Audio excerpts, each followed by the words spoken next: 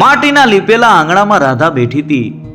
સૂરજ આથમી ગયો તો અને આછા અંધારામાં દૂરથી આવતી આરતીનો અવાજ સંભળાતો હતો.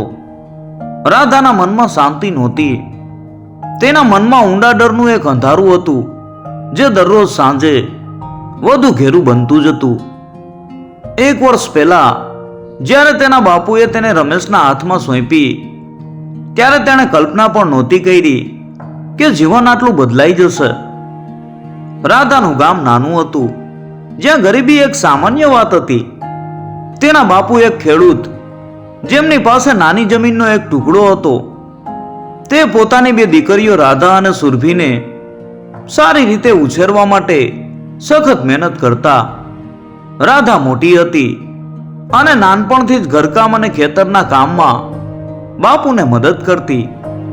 સુરભી નાની હતી અને રાધાનું સપનું હતું કે સુરભીને સારું શિક્ષણ મળે અને તેનું ભવિષ્ય ઉજ્જવળ બને. જ્યારે રાધાની ઉંમર લગ્નલાયક થઈ, ત્યારે ગામના રિવાજ મુજબ તેના માટે યોગ્ય વર શોધવાનું શરૂ થયું. રમેશનું ઘર ગામની બહાર હતું. તેના બાપુને લાગ્યું કે રમેશ સારો છોકરો છે, પરંતુ તેમને એ વાતની ખબર નહોતી કે રમેશને દારૂનું વ્યસન છે. લગ્નની વાત ચાલતી હતી ત્યારે રમેશ અને તેના પરિવાર દ્વારા બધી જ વાતો છુપાવવામાં આવી હતી. રાધાના બાપુએ પોતાની ગરીબીના કારણે અને પોતાની દીકરીના ભવિષ્યનો વિચાર કરીને મજબૂરીમાં રમેશ સાથે તેના લગ્ન કરાવી દીધા. શરૂઆતના દિવસોમાં બધું બરાબર ચાલ્યું. રાધાને લાગ્યું કે તેનું જીવન હવે સુખી હશે, પણ ધીમે ધીમે રમેશનો સાચો ચહેરો હવે બહાર આવ્યો. રમેશને કામ કરવાનો કોઈ શોખ નહોતો. તે આખો દિવસ નવરો બેસી રહેતો અને સાંજે દારૂ પીને ઘરે આવતો. રાધા જે પણ થોડું ઘણું ઘરકામ કરીને કે ખેતરમાં મજૂરી કરીને કમાણી કરતી, તે પૈસા પણ રમેશ દારૂમાં ઉડાવી દેતો. રાત્રે જ્યારે રમેશ દારૂ પીને આવતો, ત્યારે રાધાને ગાળો આપતો અને મારતો. શરૂઆતમાં તો તે ચૂપચાપ બધું સહન કરી લેતી, કારણ કે તેને લાગતું કે કદાચ એક દિવસ રમેશ સુધરી જશે. પણ એ દિવસ ક્યારેય આવ્યો નહીં. મારઝૂડ અને ત્રાસ રોજિંદી વાત બની ગઈ. રાધાના શરીરે કાયમ ઉજરડા અને નિશાન રહેતા. આજે પણ એવું જ હતું. રાધા આંગણામાં બેઠી હતી અને તેને રમેશના આવવાની બીક લાગતી હતી. તેના મનમાં એક જ ચિંતા હતી, તેની નાની બેન સુરભીની. રાધાએ સુરભીના ભણતર અને લગ્ન માટે થોડા પૈસા બચાવેલા. એ પૈસા તેણે રમેશની નજરથી છુપાવીને એક જૂના ડબ્બામાં રાખ્યા હતા. આ પૈસા રાધાના જીવનનું એકમાત્ર આશાનું કિરણ હતા. રાધાના બાપુને થોડા સમય પહેલા અચાનક બીમારી થઈ ગઈ હતી અને તેમના ઈલાજ માટે પૈસાની જરૂર હતી. રાધાએ પોતાના બચાવેલા પૈસામાંથી થોડાક પૈસા બાપુને આપ્યા હતા, પણ એ પૈસા પણ ઓછા પડ્યા હતા. રાધાને લાગતું હતું કે જો તે આમ જ સહન કરતી રહેશે તો કદાચ તે પોતે તો મરી જશે, પણ સુરભીના ભવિષ્યનું શું થશે? સુરભીને પણ તેના જેવી જ કોઈ મજબૂરીમાં જીવવું પડશે. આ વિચારે તેના મનમાં એક આગ લગાવી દીધી. રાધાએ આકાશ સામે જોયું. ચાંદની રોશનીમાં ગામ આંસુ આંસુ દેખાતું હતું. રાધાએ ઊંડો શ્વાસ લીધો અને મનોમન નિર્ણય લીધો કે હવે બહુ થઈ ગયું. તે આ બધું સહન નહીં કરી શકે. તેણે મનોમન પોતાને અને સુરભીને વચન આપ્યું કે તે કંઈક કરશે. આ સમયે તેને દૂરથી આવતા રમેશના પગલાનો અવાજ સંભળાયો. રાધાના શરીરમાંથી એક ધ્રુજારી પસાર થઈ ગઈ. તેને ખબર હતી કે આજના દિવસની રાત પણ દુઃખ અને પીડામાં જ વીતશે. તે રાત અગાઉની રાતો કરતા પણ વધુ ભયાનક હતી. રમેશ દારૂના નશામાં લથડતો ઘરમાં પ્રવેશ્યો. ક્યાં મરી ગઈ રાધડી? તેણે જોરથી બૂમ પાડી. રાધા ડરીને ઊભી થઈ ગઈ. તેના ચહેરા ઉપર ભય સ્પષ્ટ દેખાતો હતો. રમેશ સીધો એની પાસે આવ્યો અને તેને અપશબ્દો બોલવા લાગ્યો. આખો દિવસ ઘરમાં બેસીને શું કરે છે? તું કઈ કમાઈને નથી આવતી અને પાછું મોઢું ચડાવ્યું છે. રાધાએ શાંતિથી કહ્યું, મારે પૈસા બચાવવાના છે. બાપુની તબિયત સારી નથી. આ સાંભળીને રમેશ ગુસ્સાથી લાલગુમ થઈ ગયો. તું મને શિખામણ આપીશ? તું કોણ મને કહેવા વાળી? પૈસા કમાઈશ કે નહીં એ તું નક્કી કરીશ. તેણે રાધાના વાળ પકડીને તેને જમીન ઉપર ફસાડી. રાધાના મોઢામાંથી દર્દની ચીસ નીકળી ગઈ. રમેશ તેને નિર્દયતાથી મારવા લાગ્યો. રાધાની પીઠ અને પેટ ઉપર જોરથી લાતો મારી. જાણે તે કોઈ જીવિત વ્યક્તિ નહીં પણ એક નિર્જીવ વસ્તુ હોય. રાધા પીડાથી કણસતી રહી. આજે રાધાના મનમાં એક અલગ જ પ્રકારનો ગુસ્સો હતો. તે રમેશના ત્રાસથી થાકી ગઈ હતી, પરંતુ આજે તેને સુરભી યાદ આવી. સુરભીનો હસતો ચહેરો, તેની આંખોમાં ભવિષ્યના સપના. રાધાને લાગ્યું કે જો તે આ રીતે મરશે તો તેના સપના તો તૂટી જ જશે. પણ સુરભીના સપનાનું શું? તેના મનમાં એક જ વિચાર ઘૂમરાતો હતો કે રમેશના હાથમાં મરવું એના કરતા તો ભાગી જવું સારું. માર પડ્યા પછી રમેશ થાકીને એક ખૂણામાં સૂઈ ગયો. રાધા પીડામાં લથપથ જમીન ઉપર પડી રહી. તેની આંખોમાંથી આંસુ વહેતા હતા, પણ આજે તે આંસુમાં લાચારી નહોતી, એક મક્કમ ઈરાદો હતો. તેણે ધીમે ધીમે ઊભા થઈને પોતાના શરીર ઉપર થયેલા ઉજરડાને સ્પર્શ કર્યો. આજે તેના શરીર ઉપરના ઘા કરતા તેના આત્મસન્માન ઉપર લાગેલા ઘા વધુ ઊંડા હતા. રાધા મનોમન બોલી, હવે નહીં, બસ બહુ થયું. આ જીવનમાં મારે ક્યાં સુધી આ પીડા સહન કરવી? મારે જીવવું છે, સુરભી માટે જીવવું છે. તેણે ચૂપચાપ પોતાના થોડાક જૂના કપડા એક પોટલામાં બાંધ્યા. તેણે જે પૈસા છુપાવ્યા હતા તે ડબ્બો પણ શોધ્યો. ડબ્બામાં જે થોડાક પૈસા બચ્યા હતા તે તેણે પોતાના પોટલામાં મૂક્યા. તેની પાસે કોઈ આયોજન નહોતું, ન કોઈ યોજના, ન કોઈ ઠેકાણું, બસ જીવવાની ઈચ્છા અને તેની નાની બેનનું ઉજ્જવળ ભવિષ્ય. રાધાએ છેલ્લી વાર ઘરની દિવાલો તરફ જોયું. આ એ જ ઘર હતું જ્યાં તેણે લગ્ન પછી સુખી જીવનના સપના જોયા હતા, અને આ એ જ ઘર હતું જ્યાં તેના સપના તૂટી ગયા હતા. તેણે ધીમેથી બારણું ખોલ્યું અને બહાર નીકળી. બહાર ઘોર અંધારું હતું, પણ રાધાના મનમાં એક નવી સવારનો અહેસાસ હતો. તેના મનમાં એક જ વિચાર હતો, હવે પાછું વળીને જોવું નથી. આ શહેર, આ ગામ, આ જીવન બધું જ પાછળ છોડીને તેણે એક અજાણી સફરની શરૂઆત કરી. તેના પગલા ધીમા હતા, પણ એના મનમાં એક મક્કમતા હતી. તે ક્યાં જઈ રહી હતી એ તેને ખબર નહોતી, પણ એને ખબર હતી કે તે ક્યાંથી ભાગી રહી છે. રાધાએ એક લાંબો ઠંડો શ્વાસ લીધો અને અંધારામાં ચાલી નીકળી. રાધા આખી રાત ચાલતી રહી. ગામના ધૂળિયા રસ્તા ઉપરથી તે મુખ્ય રસ્તા ઉપર પહોંચી, જ્યાંથી બસ ચાલતી હતી. તેણે બસમાં બેસીને એક અજાણ્યા શહેર તરફની મુસાફરી શરૂ કરી. બસમાં બેઠા બેઠા તેને જૂના દિવસો યાદ આવતા હતા. તેના બાપુ અને સુરભીનો ચહેરો તેની આંખો સામે તરવરી રહ્યો હતો. તેનું હૃદય દુઃખથી ભરાઈ ગયું.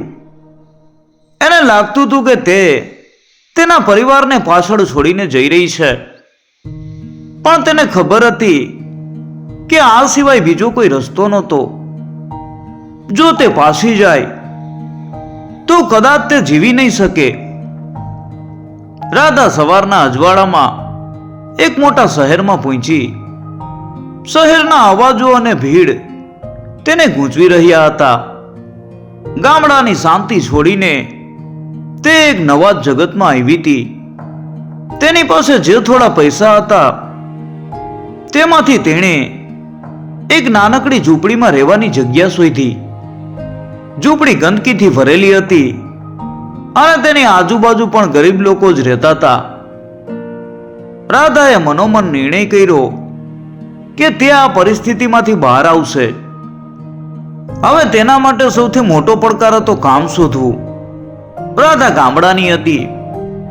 તેને શહેરના રીત રિવાજોની કે શહેરની નોકરીઓની કોઈ જાણ નહોતી.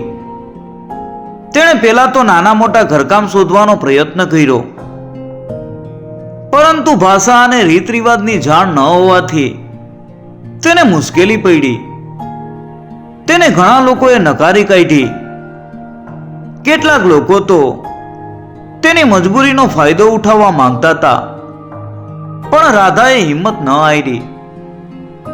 એક દિવસ જ્યારે તે એક ફેક્ટરી પાસેથી પસાર થતી હતી ત્યારે તેણે જોયું કે ત્યાં કામદારોની જરૂર છે. તે તરત જ અંદર ગઈ અને ફેક્ટરીના માલિકને મળી. માલિકે તેને પૂછ્યું, તારું નામ શું છે?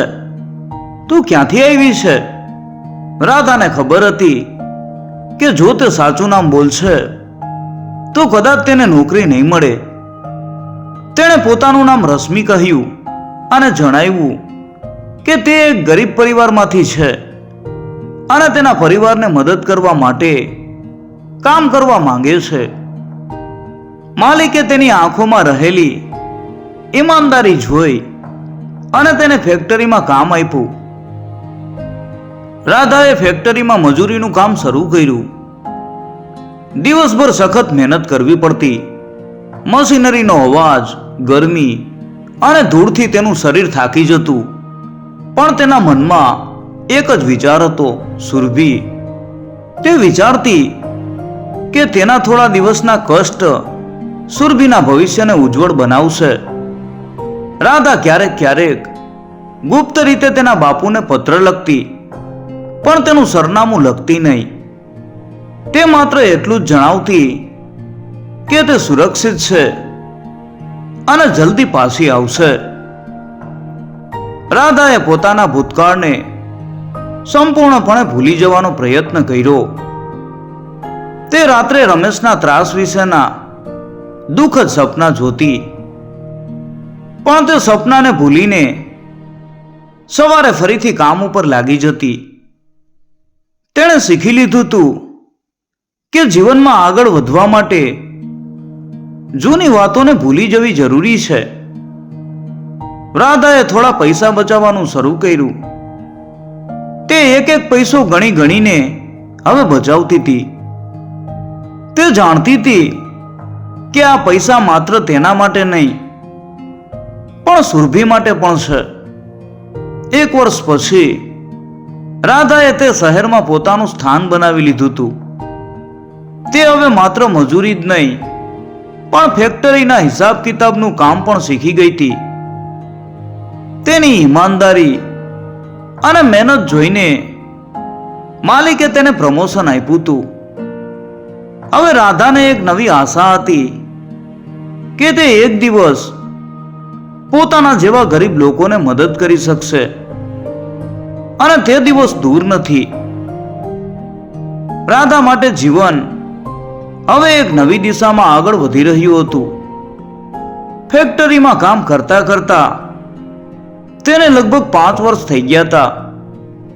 આ 5 વર્ષમાં રાધાએ ઘણું બધું શીખી લીધું હતું. તે માત્ર મજૂર નહોતી રહી પણ એક કુશળ કારીગર અને મેનેજર બની ગઈ હતી. ફેક્ટરીના માલિક પણ એના ઉપર ખૂબ વિશ્વાસ કરતા. રાધાને લાગ્યું કે હવે સમય આવી ગયો છે કે તે પોતાનું કંઈક શરૂ કરે. તેણે પોતાની બચત ભેગી કરી અને ફેક્ટરીના માલિક સાથે વાત કરી. માલિકે તેને પ્રોત્સાહન આપ્યું અને કહ્યું કે રાધા, તારામાં ખૂબ જ હિંમત અને સમજદારી છે, તું ચોક્કસ સફળ થઈશ. માલિકની વાતથી રાધાને વધુ હિંમત મળી. તેણે ફેક્ટરીના માલિકની મદદથી એક નાનકડો વ્યવસાય શરૂ કર્યો. તે પોતાના ગામની મહિલાઓને ભરતકામ અને હાથથી બનાવેલી વસ્તુઓ બનાવવાનું કામ આપતી. તેણે પોતાના ગામની મહિલાઓને શહેરમાં લાવીને તાલીમ આપી અને તેમને નોકરી આપી. રાધા પોતાના ભૂતકાળના નામ રાધાને ક્યારેય ભૂલી નહોતી, પણ નવા જીવનમાં તે રશ્મિબેન તરીકે ઓળખાતી હતી. તેના વ્યવસાયનું નામ પણ સુરભી હસ્તકળા રાખ્યું હતું. આ નામ તેણે પોતાની બહેન સુરભીના નામ ઉપરથી રાખ્યું હતું. તે ઈચ્છતી હતી કે સુરભીના નામથી તેના જીવનમાં એક નવી સવાર આવે. રાધાએ જે મહિલાઓને નોકરી આપી હતી તે પણ તેના જેવી જ ગરીબ પરિવારોમાંથી આવતી હતી. રાધા તેમને માત્ર પૈસા જ નહીં પણ આત્મસન્માન અને હિંમત પણ આપતી. તે તેમને કહેતી કે આપણે કોઈના ઉપર નિર્ભર રહેવું ન જોઈએ. આપણે આપણા પગ ઉપર ઊભા રહીને જીવવું જોઈએ. રાધાનું આ વલણ જોઈને ફેક્ટરીના માલિક અને સમાજમાં તેના ઉપરનો વિશ્વાસ વધવા લાગ્યો. આ દરમિયાન રાધા પોતાના બાપુ અને સુરભીના સંપર્કમાં પણ રહેતી. તે ગુપ્ત રીતે તેમને પૈસા મોકલતી અને સુરભીના શિક્ષણ માટે પણ પૈસા મોકલતી. તે દર મહિને પત્ર પણ લખતી, જેમાં તે સુરભીને કહેતી કે તે મજબૂત બને અને સારું ભણે. પત્રમાં તે ક્યારેય પોતાના દુઃખનો ઉલ્લેખ કરતી નહીં, કારણ કે તે નહોતી ઈચ્છતી કે તેના પરિવારને દુઃખ થાય. રાધા હવે એક સફળ ઉદ્યોગ સાહસિક બની ગઈ હતી. તેનો વ્યવસાય વધી રહ્યો હતો અને તેણે અનેક મહિલાઓને રોજગારી આપી હતી. તે ખુશ હતી કે તે પોતાની બહેન સુરભીના ભવિષ્ય માટે કંઈક કરી શકી. તે વિચારતી હતી કે જો તેણે તે રાત્રે હિંમત ન કરી હોત તો આજે આ બધું શક્ય ન હોત. તે કદાચ રમેશના હાથે મરી ગઈ હોત કે પછી લાચાર જીવન જીવી રહી હોત. એક દિવસ તેને સુરભીનો પત્ર મળ્યો. પત્રમાં સુરભીનો ફોટો પણ હતો, જેમાં સુરભી એક કોલેજની ડિગ્રી સાથે ઊભી હતી. રાધાની આંખોમાંથી ખુશીના આંસુ વહી રહ્યા હતા. તેને લાગ્યું કે તેના જીવનનો સૌથી મોટો ધ્યેય પૂરો થઈ ગયો છે. હવે તે સુરભીના લગ્ન માટે પૈસા ભેગા કરી શકે છે અને તેના માટે એક સારો છોકરો શોધી શકે છે. રાધાએ મનોમન નિર્ણય કર્યો કે તે સુરભીને ક્યારેય એ દુઃખ નહીં આપે જે તેણે સહન કર્યું હતું. વર્ષો વીતી ગયા. રાધા, જેને હવે બધા રશ્મિબેન તરીકે ઓળખતા, તે એક નામાંકિત ઉદ્યોગ સાહસિક બની ગઈ હતી. તેનો સુરભી હસ્તકળા નામનો વ્યવસાય ખૂબ સફળ થયો હતો. તે મહિલાઓને ભરતકામ અને અન્ય હસ્તકળામાં તાલીમ આપીને તેમને રોજગારી પૂરી પાડતી. તેના જીવનમાં શાંતિ અને સન્માન હતું. તેણે ગરીબી અને ત્રાસમાંથી બહાર નીકળીને પોતાનું એક અલગ સ્થાન બનાવ્યું હતું. એક સાંજે જ્યારે રાધા પોતાના ઓફિસમાં બેઠી હતી ત્યારે એક કાગળ તેના ટેબલ ઉપર આવ્યો. તે સુરભીનો પત્ર હતો. રાધાએ ઉત્સાહથી પત્ર ખોલ્યો પત્રમાં સુરભીએ લખ્યું હતું, મારી વાલી દીદી, તારા આશીર્વાદ અને પૈસાથી હું આજે કોલેજ પૂરી કરી શકી છું. તારા કારણે જ હું અહીં સુધી પહોંચી છું. હવે મારા માટે એક સારો છોકરો મળ્યો છે અને તેના સાથે મારા લગ્ન નક્કી થયા છે. તારા આશીર્વાદ વગર આ શક્ય નહોતું. અમે બધા તારી રાહ જોઈએ છીએ. તારા વગર આ લગ્ન અધૂરા છે. પત્ર વાંચીને રાધાની આંખો ભીની થઈ ગઈ. તેને ખબર હતી કે સુરભી તેના ઉપર કેટલી નિર્ભર છે અને તેનો પ્રેમ કેટલો ઊંડો છે. પરંતુ રાધાને એ પણ ખબર હતી કે તે પોતાના ગામમાં પાછી ફરી શકતી નથી.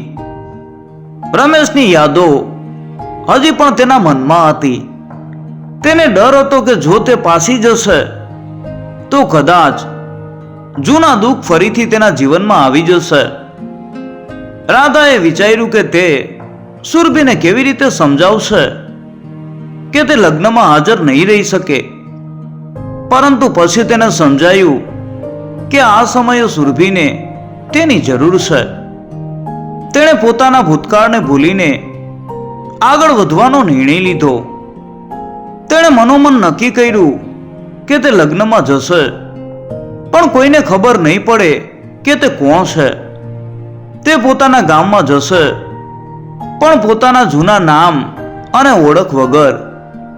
રાધાએ સુરભી માટે એક સુંદર લાલ રંગની સાડી ખરીદી અને તે સાડીમાં તેણે પોતાના હાથથી ભરતકામ કર્યું. તે સાડીમાં તેણે પોતાના જીવનનો સંઘર્ષ, પ્રેમ અને આશાનું વર્ણન કર્યું હતું. તે સાડીને જોઈને કોઈ પણ કહી શકે કે તે કેટલી મહેનતથી અને પ્રેમથી બનાવવામાં આવી છે. તેણે સુરભી માટે એક મોટું ગિફ્ટ પણ તૈયાર કર્યું, જેમાં તેણે સુરભીના ભવિષ્ય માટે પૈસા મૂક્યા. લગ્નની તારીખ નજીક આવી રહી હતી. રાધાએ પોતાના કર્મચારીઓને બધી સૂચનાઓ આપી અને એક સપ્તાહ માટે રજા લીધી. તે એક અજાણી વ્યક્તિ બનીને પોતાના ગામ જવા માટે તૈયાર થઈ. તેના મનમાં એક જ ચિંતા હતી, રમેશ.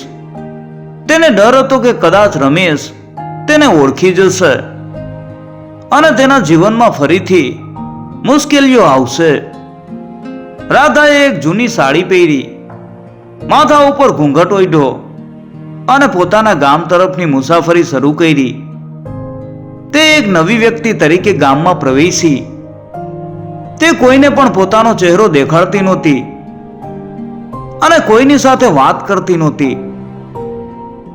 તે માત્ર સુરભીને મળવા માંગતી હતી અને તેને આશીર્વાદ આપવા માંગતી હતી.